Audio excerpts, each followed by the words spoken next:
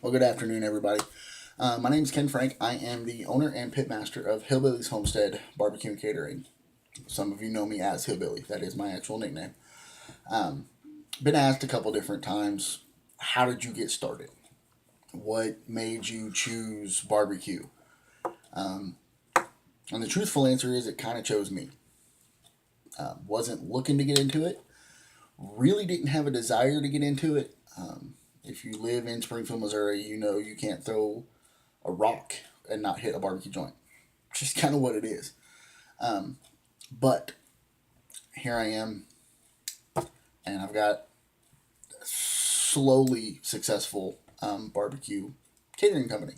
So, what we're going to do today is kind of give you all a backstory of where we're at, what we've done, and kind of where we're going. So, hold on to your hats and listen up because this is where we're at. In 2010, um, Miss Carrie, my wife, we were just dating at the time. She had moved down to Springfield, and we decided, hey, we're gonna get a house. So about 2011, a year rolled by. 2011, we bought our house, and we, needed a grill for the backyard. She had a little Weber, but I said, hey, my uncle smokes, and I'm kind of wanting to get into it. I want to kind of see, if I can, make some good stuff. He's got some good pork that comes out, and I want to try my hat at it. So we didn't buy a smoker. We bought a Kingsford barrel grill, and I turned it into a smoker by just lifting out one of the grates and just setting it up for indirect.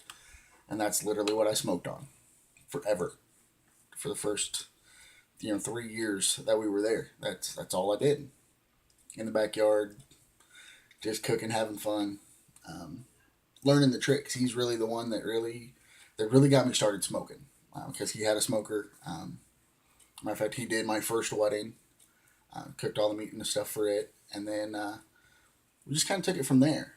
My father-in-law helped me out with a rub, took his base, and then we added to it and made it our own and all that stuff. So it's really kind of a family deal for us. Really big family deal, as a matter of fact. Now, during that period of time, I've been bringing stuff into work, and people have been like, "Hey, can you do this for me?" Yeah, not a problem. At the time, I'm just using chunk wood. Just throw me a couple bucks, let me get a bag of wood, help me replenish my stock, and we're good to go. Um, around February of 2015, I did a chicken for somebody. I'm really not remembering how it came about, but I know I did a chicken. It may have been my mom, but brought chicken in and samples were handed out to some people, and they absolutely went nuts over chicken. Well, this particular week, chicken just happened to be on sale. I don't know if that was a help or if that started hell, but for the next week and a half, that's all I did was chicken. Um, I probably did 2 to 3 chickens a night every night for at least a week, and I charged people $10 for your chicken. You bring me the chicken, it's $10, and that, bam, $100 later, done with chicken. I'm a happy man. All right, I'm starting to think about stuff now.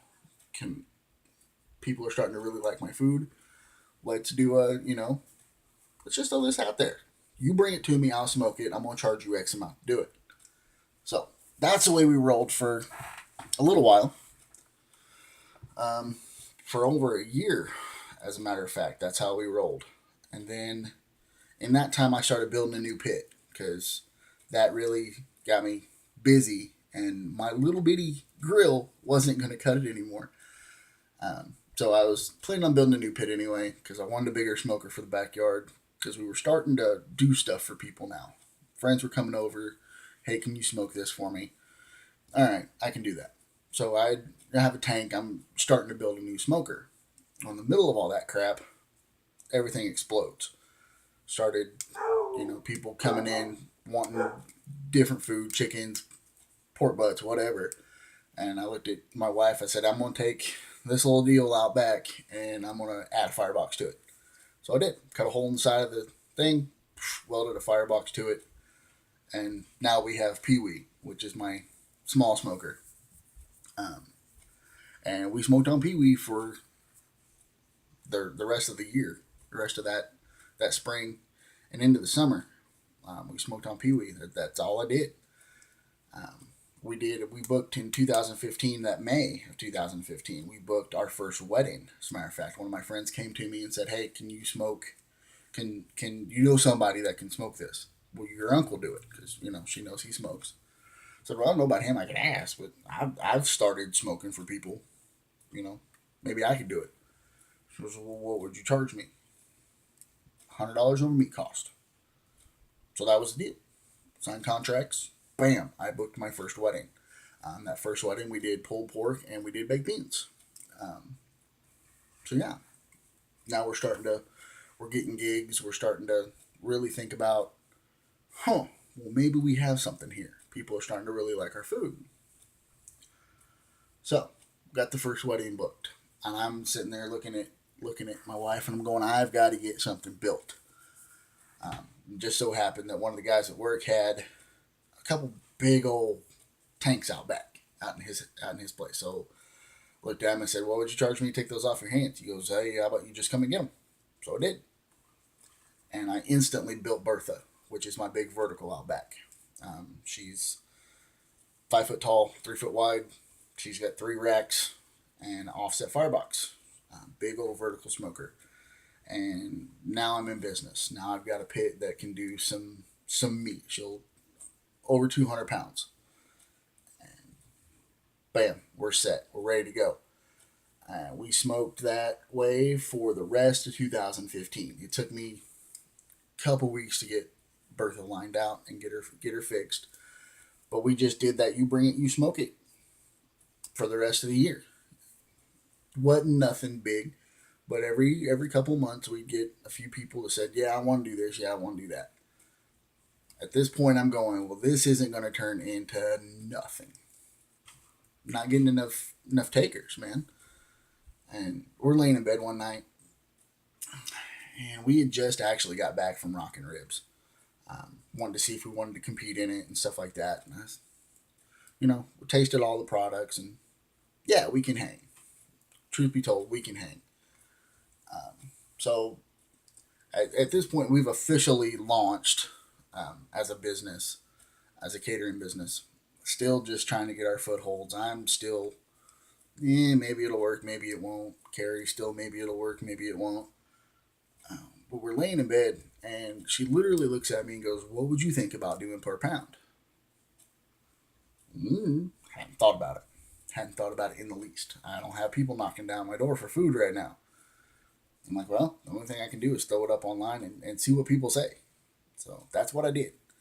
We had launched our Facebook page and all that stuff, so we're getting a little bit of exposure out there, throwing up pictures of me and what we're doing, blah blah blah blah. So the next day, I said, "All right, we're gonna do per pound. Could be brisket, could be pork, whatever. What would y'all think?" Nothing. I heard crickets for the first 6 hours. I posted this at 6 o'clock in the morning. As soon as I got to work, threw it up on Facebook. Boom. 6 hours later at noon, nothing. All right, this is going to be a big old failure. Well, about 1 o'clock, cling. I'll take a pound of pulled pork. Cling. Pound of brisket. Cling. It just went off. I had 10 to 15 orders within an hour. Okay, glad I got the bigger pit. Maybe this is actually going to work. And that's how we got into per pound. That's how the end of the month per pound cook started, was right there. Just a conversation laying in bed. And as much as she doesn't want to admit it, everything that we've done to this point that's taken off has been her idea. Not me, her. Not this guy. I just build and cook stuff. She's the idea man. But she's the one that came up with the per pound. It's set last Saturday of each month. The only time I change it is if we have a conflict in schedule. But the last Saturday of each month, we cook per pound. We started out not even being able to fulfill the first order. Like, we misjudged our brisket. So there was like 3 people that didn't get brisket that month. Luckily, they're friends. They were happy. They came back next month. But it was a learning curve. It was a learning experience for us at that point. So, we've decided that at this point now we're going to do Rockin' Ribs. Now we're starting to really serve people each month. I've started building a brand new pit out of that second tank that I got off the guy that I work with. We're building this pit specifically for rock and rib. So it's going to be on a trailer. It's going to be massive. Going to look really, really cool, as a matter of fact. So in 2016, a lot happened.